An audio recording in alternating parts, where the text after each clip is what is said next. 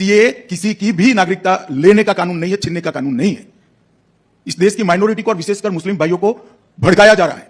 देश में किसी की भी नागरिकता सीए छीन ही नहीं सकता, क्योंकि कानून में प्रोविजन ही नहीं है। सीए जो शरणार्थी आए हैं पाकिस्तान और बांग्लादेश से धार्मिक प्रताड़ना के कारण, उनको नागरिकता देने का कानून है, और मैं मानता हूं इसमें किसी का विरोध नहीं होना। फाइनली सिटीजनशिप अमेंडमेंट एक्ट 2019 लागू हो ही गया।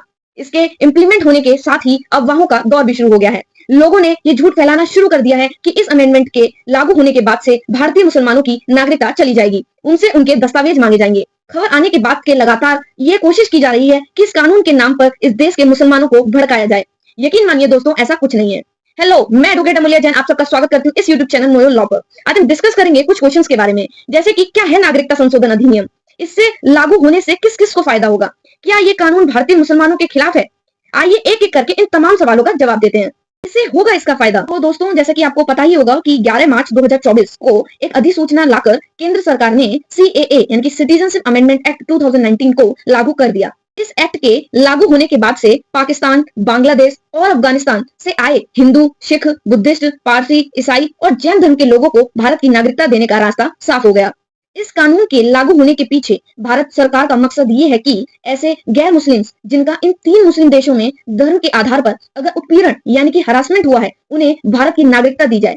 इस कानून के अंडर अगर कोई भी नॉन मुस्लिम जो 31 दिसंबर 2014 से पहले भारत आया है, तो सरकारी पोर्टल पर जाकर भारतीय नागरिकता के लिए अप्लाई कर सकता है। उसे बस ये बताना होगा कि वो भारत कब आया, क्यों लाया गया ये कानून। आपको बता दें, 1947 में पाकिस्तान बनने के 2 साल बाद पाकिस्तान के प्रधानमंत्री लियाकत अली खान और भारत के प्रधानमंत्री पंडित जवाहरलाल नेहरू जी के बीच एक समझौता हुआ था। इस समझौते में दोनों देशों में इस बात का आश्वासन दिया था कि अपने देश में रह रही माइनॉरिटीज को पूरी सुरक्षा देंगे। मगर इतने सालों में पाकिस्तान और बाद में इनसे निकल बांग्लादेश में हिंदू, सिख और बाकी जो माइनॉरिटीज की क्या हालत हुई है, ये किसी से छुपी नहीं है। पाकिस्तान में हिंदुओं की हालत का तो इसी बात से अंदाजा लगा लीजिए कि पाकिस्तान के पहले कानून मंत्री जोगिंदर नाथ मंडल एक दलित हिंदू थे, मगर पाकिस्तान में अपने साथ हुए बुरे सलूक के चलते वो 1950 में वापस भारत आए और बाकी की जिंदगी बंगाल में गुमनामी की जिंदगी बिताने को मजबूर हो गए। भारत में बहुत सारे लोगों का मानना था कि पाकिस्तान ने नेहरू लियाकत समझौते के तहत अपनी माइनॉरिटीज को सिक्योरिटीज नहीं दी थी, इसलिए भारत का फर्ज है कि वो इन देशों में रहने वाले हिंदू, सिख और बाकी माइनॉरिटीज को सुरक्षा दें। क्या ये भारतीय मुसलमानों के खिलाफ है? अब आता है सबसे बड़ा सवाल, या ऐसा मुद्दा जिसे लेकर लगातार अफवाहें फैलाई जा रही हैं। कुछ लोग लगातार ये झूठ फैला रहे हैं कि ये कानून भारतीय मुसलमानों के खिलाफ है।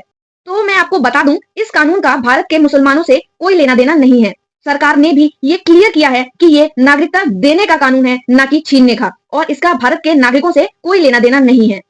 कुछ लोग ये बोलकर इस कानून को भेदभाव वाला बता रहे हैं कि इस कानून में पाकिस्तान, अफगानिस्तान और बांग्लादेश से आने वाले सभी धर्मों के लोगों को शामिल किया गया है, लेकिन मुसलमानों को नहीं।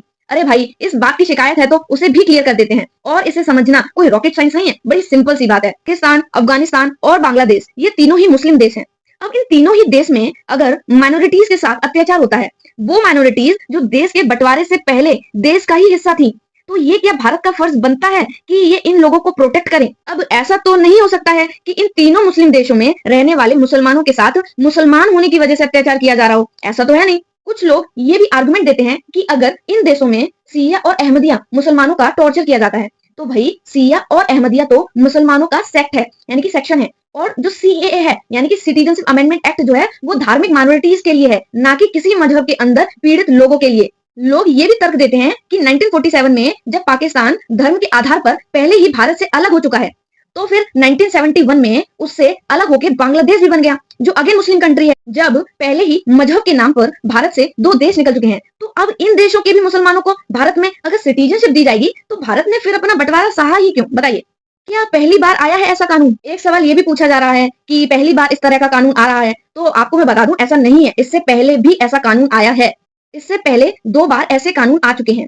आपको बता दूं, इस तरह का कानून 1950 में तब आया था जब नेहरू जी की इस देश के प्रधानमंत्री थे और डॉक्टर भीमराव अंबेडकर जी इस देश के कानून मंत्री थे। उस वक्त द इमिग्रेंट्स एक्ट लाया गया था। उस कानून को लाने के 2 मकसद थे। एक तो जो लोग किसी गलत इरादे से आसाम में घुसे थे, उनकी पहचान करके उन्हें देश से बाहर निकालना, और दूसरा ऐसे सिखों और हिंदुओं को भारत में रुकने की इजाजत देना जिनका धर्म के आधार पर पाकिस्तान में हरासमेंट हुआ था और वो भारत में आ गए थे। इसके बाद 2003 में वाजपेयी जी की सरकार ने गुजरात और राजस्थान की सरकार को ये खास राइट दिए थे कि वो पाकिस्तान और बांग्लादेश से प्रताड़ित होकर आए हिंदुओं और सिखों को भारत की नागरिकता दें। इतने लोगों को मिलेगी नागरिकता। आपको बता दें, सीएए को लेकर एक नोटिफिकेशन आने के बाद कोई भी एलिजिबल पर्सन पोर्टल के माध्यम से ऑनलाइन अप्लाई कर सकता है। खबर आने के बाद इस फैसले पर सबसे ज्यादा स्वागत पश्चिम बंगाल की मातवा कम्युनिटी कर रही है। फैसला आने के बाद से ये लोग लगातार सेलिब्रेट कर रहे हैं। ये वो कम्युनिटी है जो बेसिकली पूर्वी पाकिस्तान से बिलोंग करती है और बांग्लादेश बनने के बाद ये लोग भारत आए थे। आप लोगों को ये जानकर हैरानी होगी कि ये पश्चिम बंगाल में मातवा कम्युनिटी के 30 लाख लोग हैं। अभी तो हमने सिर्फ एक कम्युनिटी की बात की है, तो पूरे देश में जाने कितने शरणार्थी होंगे जो पाकिस्तान और बांग्लादेश से भागकर भारत आए होंगे। इसका आप सिर्फ अंदाजा लगा सकते हैं। ये देखकर सच में बहुत हैरानी होती है कि जब 2019 में सीएए कानून पास हुआ था, तब भी बड़े लेवल पर लोगों ने इसे बिना समझे एंटी मुस्लिम अनाउंस कर दिया था। देश में इसे लेकर बवाल बहुत ज्यादा हुआ था और से ज्यादा लोग प्रदर्शन में मारे गए। और हुआ क्या हुआ, ये इससे सबसे ज्यादा नुकसान उन नॉन मुस्लिम्स को हुआ जो इतने सालों से भारत की नागरिकता का वेट कर रहे थे। दोस्तों, हमें ये समझना होगा कि दुनिया में बहुत सारे रिलीजन्स कई देशों में फैले हुए हैं। उन धर्मों के लोग उन देशों में रह रहे हैं, मगर हिंदू हो या जैन हो, सिख हो या पारसी हो, ये वो लोग हैं जिनका असल घर ये भारत है। और पाकिस्तान या बांग्लादेश में हिंदू बच्चियों के साथ लगातार जुल्म हो रहे हैं। आए दिन उन्हें कन्वर्ट किया जा रहा है और ये लोग सोशल मीडिया पर भारत से खुद को बचाने की अपील कर रहे हैं। तो क्या हम चुपचाप ये सब देखते रहें? आई होप आपको ये वीडियो समझ आया होगा। अगर आपको इससे रिलेटेड अगर कोई भी आपका क्वेश्चन है या आपका क्या ओपिनियन है, आप मुझे कमेंट बॉक्स में जरूर बताना।